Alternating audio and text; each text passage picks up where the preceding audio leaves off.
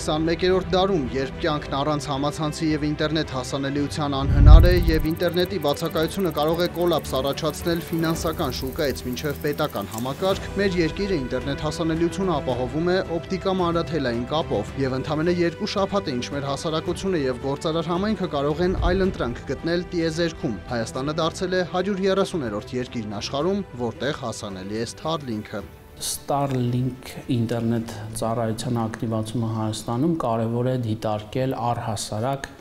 Հայաստանի կառավարության կապի հեռահաղորդակցության ոլորտում ինքնիշխանության և անկախության մակարդակի բարձրացման հայեցակարգի տեսանկյունից։ Այսինքն ցանկացած նոր այլընտրանք ինտերնետ կապի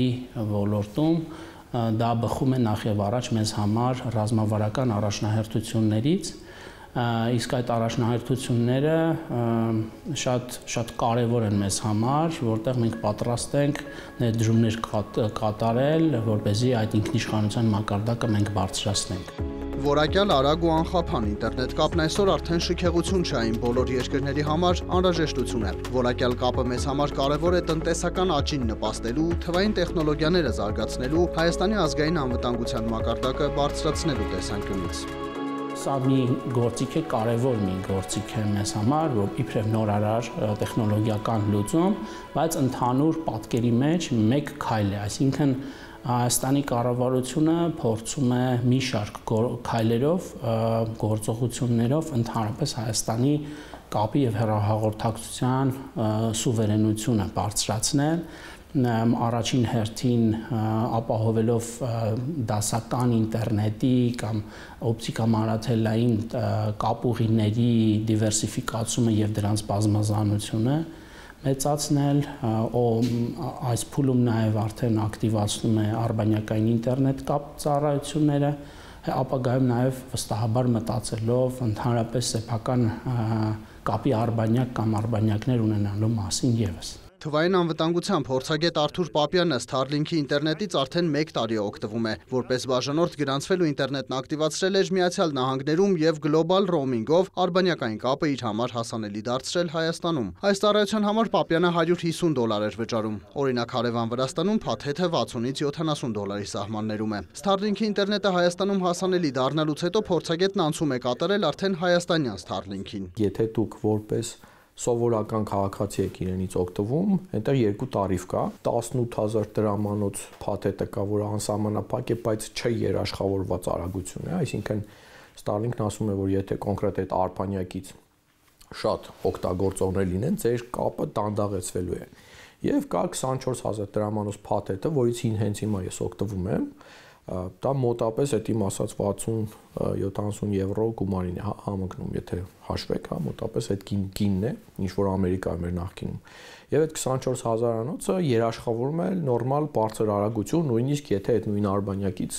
շատ այլ օգտատերեր կպած լինեն։ Պապյանի դիտարկմամբ Starlink-ի ռեալ արագությունը տատանվում է 25-ից մինչև 200 մեգաբիտ վայրկյանում։ Արագությունը ապես կախված է նաև ալեհավաքից, որքան նոր սերնդի լինի ալեհավաքը, այնքան ավելի լավ կապ կապահովի։ Իդեպ ալեհավաքի արժեքը $400-ից $500 սահմաններում է։ Starlink-ն առաջարկում է նաև բիզնես փաթեթներ, որոնց արժեքը ֆիքսված չէ, այլ ձևավորվում է բանակցությունների արդյունքում ըստ պահանջարկի։ Կան նաև շարժական ալեհավաքներ, որոնք ամրացվում են մեքենայի վրա և արբանյակային ինտերնետը հասանելի է լինում ամենուր։ Այս փաթեթի արժեքը $110 սահմաններում է։ Որպես օգտագործող, ասեմ, որ շատ լավ ինտերնետ է տալիս, հաճախ ձեր IP-ն ցույց է տալիս որպես եվրոպական IP հասցե, ինչ որ Ամստերդամ, Ֆինլանդիա, այսպիսի ինչ որ IP-ներ է ցույց տալիս, որ նույնպես գրավիչ կարող է լինել, եթե դուք ուզում եք այդպիսի IP-ում լինեք։ Բարձր տեխնոլոգիական արտադրանքների նախագծմամբ, մշակմամբ ու արտադրությամբ զբաղվող ընկերության ղեկավարն օրինակ ասում է, սպասում էին այս նորությանը։ Այս պահին արդեն ուսումնասիրում են արբանյակային ինտերնետի համապատասխան փաթեթը և շուտով արդեն կպատվիրեն Starlink ալեհավաքներ։ Կամ չի այս սերվիսից օգտվելը, մենք զուգահեռացնելու ենք սերվիսի կիրառումը մեր գործերի մեջ, ունենալու ենք հասանելիություն կաբելային համակարգերի հետ, ունենալու ենք Starlink-ի կապի համակարգի հետ, այդ նաև թույլ է տալիս ճկունությունը, եթե խնդիր առաջանա կաբելային համակարգերի հետ կապված, այդ դեպքում մենք հնարավորություն կունենանք օգտվել արբանյակային կապի միջոցներից ու ճիշտ հակառակը, որտեղ հնարավոր է, որ ինչ-որ մի պահ, չգիտեմ, տարբեր պատճառներով քաղաքականից սկսած մինչև եղանակային պայմաններ կարող է այդ խնդիրը առաջանա զուտ Starlink-ի կապի հետ, որը որ մենք ունենք ալտերնատիվ տարբերակներ, կարող ենք օգտվենք այդ ժամանակ մյուս միջոցներից։ Starlink-ի հասանելիությունը մեր երկրում ռազմավարական նշանակություն ունի, նշում է ոլորտային գերատեսչության ղեկավարը։ Օրինակներով է խոսում, Starlink-ը կարող է լայն կիրառություն ստանալ կրթության ոլորտում եւ հեռավոր, բարձրադիր գոտիներում տեղակայված դպրոցներն, օրինակ, որտեղ օպտիկան չի հասնում, ապահովել ինտերնետով։ Երեխաները հնարավորություն կստանան օգտվել հեռավար կրթության եւ տարբեր օնլայն դասընթացներին մասնակցելու հնարավորությունից։ Նույն կերպ այս ինտերնետը կարելի է օգտագործել զբոսաշրջային նպատակներով եւ կրկին բարձրադիր վայրեր արշավների մեկնողներին ապահովել ինտերնետ կապով։ Հատկապես կարող է այն կիրառվել, օրինակ, աղետների կառավարման ժամանակ, ինչի վառ ցցուն օրինակներից մեկն էր, օրինակ Ալավերդու հեղեղների հետևանքով ժամեր շարունակ կամ մի քանի օր շարունակ կապի խափանումները, որովհետև օպտիկամանրաթելային կապուղիները վնասվել էին լրջորեն եւ այդ պարագայում օրինակ փրկարարական խմբերը կարող են օգտվել արբանյակային ինտերնետ ծառայությունից, որը բավական, այսպես ասենք, արագ կապ է ապահովում եւ հուսալի կապ է ապահովում օգտատերերի համար եւ իրականացնել պատշաճ իրենց աշխատանքները։ Starlink-ը լայն կիրառություն կարող է ստանալ նաեւ ազգային անվտանգության եւ պաշտպանական ոլորտներում, թե որքան կարեւոր է արբանյակային ինտերնետի հասանելիությունը պատերազմական իրավիճակում, վառապացույց է ռուս-ուկրաինական պատերազմը։ 2022-ի կեսերից ուկրաինական զինված ուժերն օգտագործում է Starlink-ի ինտերնետ կապը, կիրառում այն ԱԹՍ-ների կառավարման, հետախուզական աշխատանքներ կատարելու ժամանակ։ Իսկ բարդ տեղանքներում մարտական գործողություն կատարելիս զինվորականներն ունենում են անխափանու պաշտպանված կապ։ 100%-անոց ապահովության մասին խոսելը ինձ թվում է անշնորհակալ գործ կդրի, որտեղ չկա նմանատիպ բան։ Միշտ խոցելի տեղեր լինում են ցանկացած համակարգի մեջ, բայց օգտագործողները պետք է գնահատեն, ուսումնասիրեն այդ աստիճանները ու հասկանան ինչքանով է իրանց դա նպատակահարմար, նաև գաղթության առումով։ Պետական համակարգում արբանյակային ինտերնետ կապի հասանելիությունից խոսելիս բարձր տեխնոլոգիական արդյունաբերության նախարար Մխիթար Հայրապետյանը հստակեցնում է, որ Starlink-ը արտակարգ իրավիճակներում կարող է ռեզերվային տարբերակ լինել, քանի որ պետական ապարատը ոչ մի ակնթարթ պետք է զրկված չլինի կապի հասանելիությունից։ Starlink-ը առնվազն նման կրիտիկական իրավիճակներում կարող է